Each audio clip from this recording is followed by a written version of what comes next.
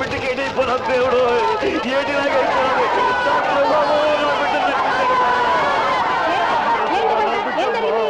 ఏం జరిగిందో తెలియదు. ఉన్న పొలంగా పడిపోయినాడు. నువ్వే కాపాడాలమ్మా. నన్నేం చేయమంటారయ్యా? 10 రోజులకు ఒకే ఆసుపత్రి ఉన్నాయేమో 20 తెల్ల మాత్రలు. జ్వరానికి అయ్యా తల్లొప్పికయ్యే. నా వల్ల కాదు బాబు. వెళ్ళనే అమ్మా. అంటే అనకమ్మా. కావాలంటే గుళ్ళోకి వెళ్ళి విభూతి రాయండి. బతికితే బద్దాది రావుడు దయ, పోతే పోయిన జన్మ పాపం అనుకోండి. అంత వాడనకమ్మా.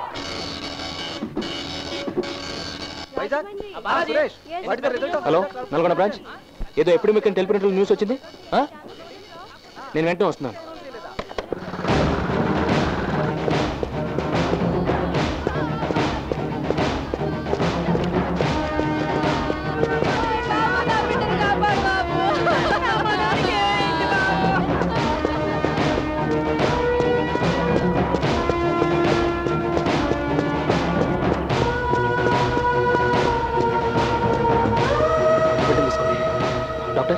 ఈ పిల్లలకు వచ్చిన డిసీజ్ ఏంటి? బ్యాక్టీరియల్ మెనింజైటిస్, పెద్ద ఎపిడమిక్. దీనికి ట్రీట్మెంట్ లేదా? ట్రీట్మెంట్ ఉంది. సెప్టాజెడిన్ క్యాప్సూల్స్ వాడాలి. కానీ ఆ క్యాప్సూల్స్ మా దగ్గర లేవు. లేకపోతే ఎలా సార్? పైనుంచి రావాలి. రాలేదు. నన్నేం చేయమంటారు? అదిగో ఆర్ఎంఓ గారు వస్తున్నారు, ఆయన్నే అడగండి. 20 మంది వరకు పడిపోయారన్నమాట. ఆర్ఎంఓ గారు, మెడిసిన్స్ వచ్చినాయా? నువ్వెవరో అయ్యా? గణేష్, జర్నలిస్ట్. నువ్వెందుకు వచ్చావయ్యా బాబు? సినిమా ఆర్టిస్టులు మచ్చలు, రాజకీయ నాయకులు రచ్చలు హాయిగా రాసుకుంటూ సిటీలో ఉండక ఇక్కడికెందుకు వచ్చావు? అదేంటి సార్, చిన్నపిల్లలు చావుబతుకులు ఉంటే? వాళ్ళు బతకరు. పంది కన్నట్లు ఒక్కొక్కరు 10 మంది పిల్లలు కన్నారు. వాళ్ళని చూస్తేనే వాంతి వస్తుంది. మరి జబ్బులు ఎందుకు రావు? ఏ తుఫానో వరదలో వచ్చి వీళ్ళందరినీ తీసుకుపోతే పనివారం తగ్గుద్ది, జబ్బు స్ప్రెడ్ అవుదో, టైం వేస్ట్ అవుదో, జనాభా తగ్గుద్ది. Hello hello Divya, this Ganesh here. చెప్పు గణేష్. ఇక్కడ మాతాపురంలో పెద్ద ఎపిడమిక్. నువ్వు వెంటనే సెప్టాజైడిన్ క్యాప్సూల్స్ తో రావాలి. Please hurry up. నేను వెంటనే వస్తున్నాను.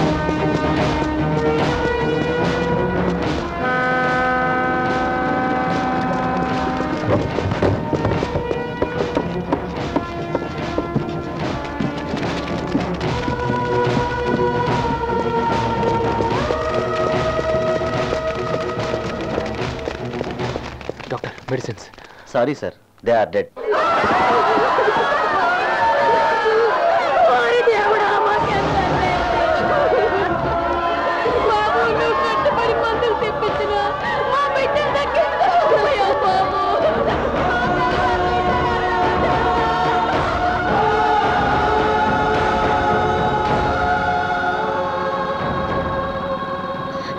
వాడు వ్యాధి వల్ల చావలేదు గణేష్, చంపేశావు.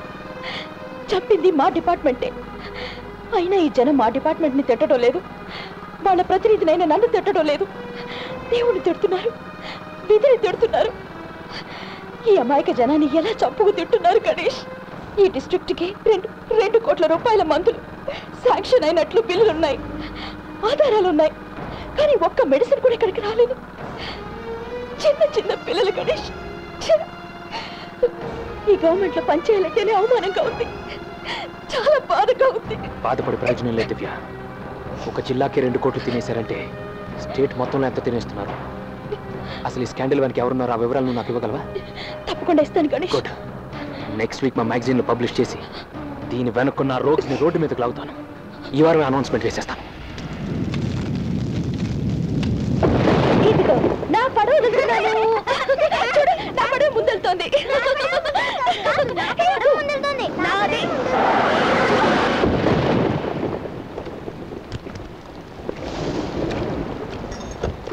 ఏరా, గవర్నమెంట్ ఆఫీసర్ మీద చేసుకొచ్చి ఇక్కడ బైక్ కెలుగుతా కూర్చుంటే వదిలేస్తాం అనుకున్నావా? బటన్స్ వేయరా. ఏంట్రా ఈ జుట్టు? జుట్టు కట్ చేయడానికి బార్బర్ ఉన్నాడు, బటన్స్ కొట్టడానికి టైలర్ ఉన్నాడు. నీకెందుకు సైడ్ బిజినెస్? వచ్చిన పని ఏంటో చెప్పు. గణేష్, ఇన్స్పెక్టర్ గారు. ఏంటి సార్, ఏం జరిగింది? ఫాదర్వా, పోకరి వాళ్ళ లిస్ట్ లో మీ అబ్బాయి పేరు చేర్చాం. పాస్పోర్ట్ సైజ్ ఫోటో అంటే పోలీస్ స్టేషన్ బోర్డులో పెడతాం. ఇదిగో, ఇప్పుడు పోకరాళ్ళు పోలీస్ స్టేషన్ బోర్డులో లేరు, పోలీస్ డెస్క్ లో రోడ్ లో ఉన్నారని విన్నారు. చైది ముందు ఏంటి ఎంక్వైరీయా? ఐపీసీయా, సిఆర్పీసీయా? ఏ సెక్షన్? వారెంట్ ఉందా? జర్నలిస్టు కాదు, అందుకే పొగరగా క్వశ్చన్ చేస్తున్నాం. స్టేషన్ లో డిఐజీ ఉన్నారు, అక్కడ పెట్టుకొని ఇంటర్వ్యూ. పదరా. చెప్పావుగా, నువ్వు పదరా, నేను వస్తున్నాను.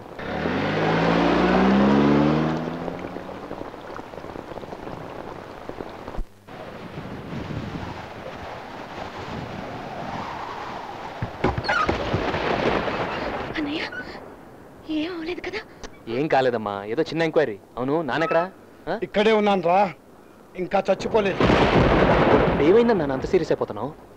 ఏమీ అవ్వలేదురా. నిన్నటి వరకు ఈ రామచంద్రయ్య అంటే మన వీధిలో వాళ్ళకే సరిగ్గా తెలియదు.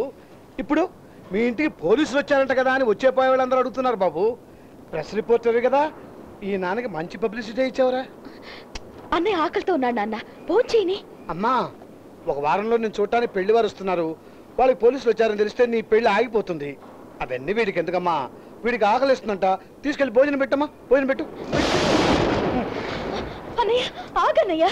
వాడిని ఆపకమ్మా, వెళ్ళని. వెళ్ళి ఆ కోపంలో ఏదో గొడవలు పెట్టుకొస్తాడు. ఈ రోజు మన ఇంటి ముందుకి పోలీసులే వచ్చారు, రేపు మన ఇంట్లోకి రౌడీలు వస్తారు. అదంతా వాడికి ఎందుకమ్మా? వెళ్ళని. అసలు ఏం జరిగిందో తెలుసుకోకుండా మాట్లాడతావు నాన్న.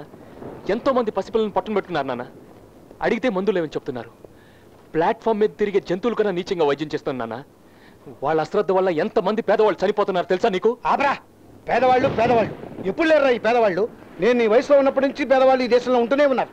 పేదవాళ్ళ గురించి నటించిన వాళ్ళు, పేదవాళ్ళ గురించి మాట్లాడిన వాళ్ళు, పేదవాళ్ళ గురించి రాసిన వాళ్ళు అంతా ధనవంతులు అయ్యారా. అయినా ఆ పేదవాళ్ళుగానే ఉండిపోయారు. అదేరా ప్రజారాజ్యం అంటే. అది మారదు, దాన్ని ఎవరు మార్చలేరు. అయినా దాని గురించి పట్టించుకోవడానికి మనం ఎవరం? మామూలు మధ్యతరగతి మనుషులు. చూడు, నాకు ఊళ్ళో వాళ్ళ గురించి బాధ లేదు. నాకు నువ్వు ముఖ్యం, నా కూతురు ముఖ్యం, ఈ కుటుంబం ముఖ్యం. ఏంటి నాన్న నువ్వు కూడా ఇలా మాట్లాడుతున్నావు? నీలాంటి వాళ్ళందరూ ఇలా స్వార్థంగా ఉండే బట్టి పేదవాళ్ళు ఇంకా పేదవాళ్ళగానే ఉన్నారు. వాళ్ళని అడ్డం పెట్టుకుని చాలా మంది పెద్దవాళ్ళు అయ్యారు.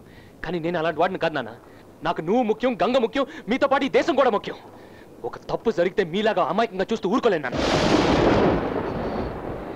అవునరా, నేను అమాయకుడిని అమ్మా, నేను అమాయకుడినేనమ్మా. అయినా కంప్యూటర్ ఇంజనీర్, పైగా ప్రెస్ రిపోర్టర్. ఈ పాతకాలపు SSLCకి ఆయనతో సమానంగా సమాధానం చెప్పడం ఎలా తెలుస్తుంది? సారీ సార్, మీతో ఏదైనా తప్పుగా మాట్లాడితే నేను క్షమించండి సార్. అమ్మా, ఇక మీద వీరితో మాట్లాడు. గంగా, ఓ బాధ కూడా నాతో మాట్లాడదని చెప్పమ్మా, మాట్లాడదని చెప్పు.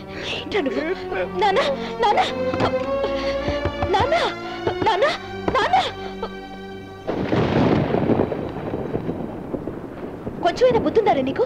నాన్నతో మాట్లాడటం ఇలాగేనా? పొద్దున్న నుంచి పచ్చి మంచినీళ్ళు కూడా తాకుండా ఊళ్ళో ఉన్న పోలీస్ స్టేషన్ అని తిరిగొచ్చాడు. ఆ కోపంలో ఆయన ఏదో మాట్లాడితే ఒక్క నిమిషం ఓర్చుకోలేకపోయావా?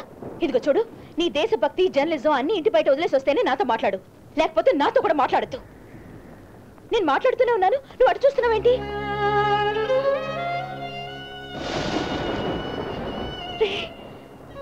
ఏంట్రా ఏడుస్తున్నావు? చూడు, నువ్వేడిస్తే నేను ఏడుస్తాను. నువ్వు ఏడొద్దమ్మా, నా బంగారం కాదు, అంతా సరైపోతుంది. అయితే నువ్వు నవ్వు. ఇది నవ్వా? దీనికన్నా నవ్వకుండా ఉంటేనే బెటర్.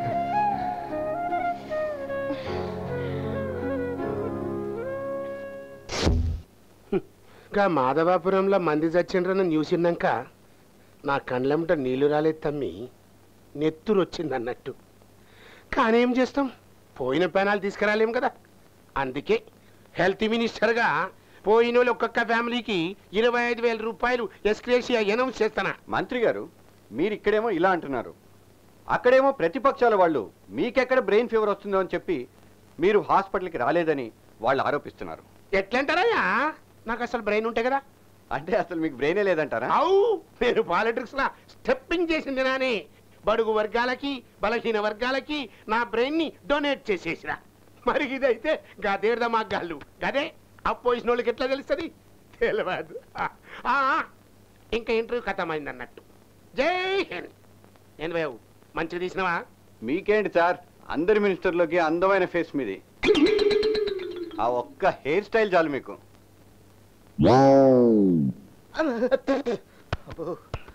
అన్నట్టు ఈ ప్రోగ్రామ్ ఎప్పుడు వస్తుంది? రేపే టెలికాస్ట్ అవుతుంది.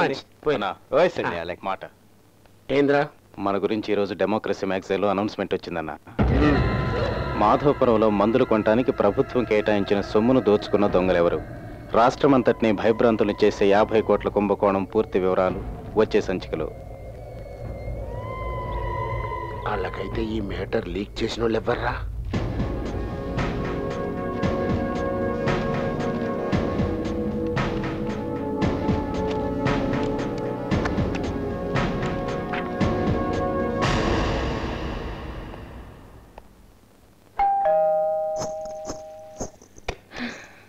Hi, Chandana from democracy. Ganesh పంపించాడు. Please come. ఏమిటి డాన్స్ ప్రాక్టీసా? రేపే కదా ప్రోగ్రాం. మీ గురించి గణేష్ గొప్పగా చెప్తుంటాడండి. కూర్చోండి. లేదు, నేను అర్జెంట్గా వెళ్ళాలండి. మీ దగ్గర ఏదో ఇంపార్టెంట్ ఫైల్ ఉందట కదా, గణేష్ తీసుకురమ్మని నన్ను పంపించాడు. అది గణేష్ వచ్చి కలెక్ట్ చేసుకుంటానని చెప్పాడే. అవును, కానీ ఎడిటోరియల్ మీటింగ్ లో బిజీగా ఉన్నాడు, అందుకే నన్ను పంపించాడు. కావాలనుకుంటే గణేష్ కో ఫోన్ చేసి కన్ఫర్మ్ చేసుకోండి. చచ్చా, అవసరం లేదు, పైకి వెళ్ళి ఫైల్ తీసుకొస్తాను.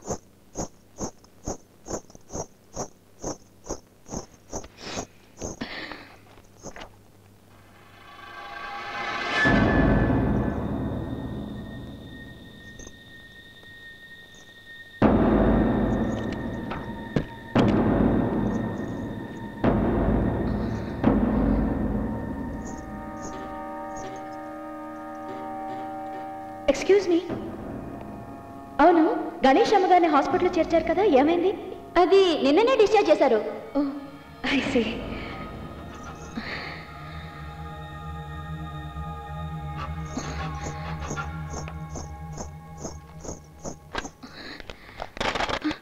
ఆ ఫోను పనిచేయదు, మేమే కట్ చేశాం.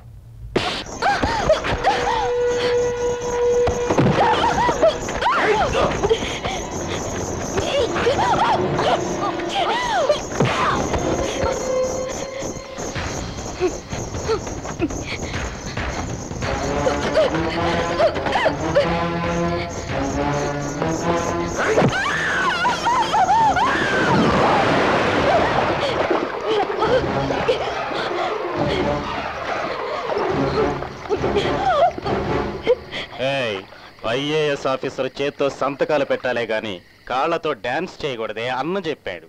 రేయ్, ఏ సైడ్ రా?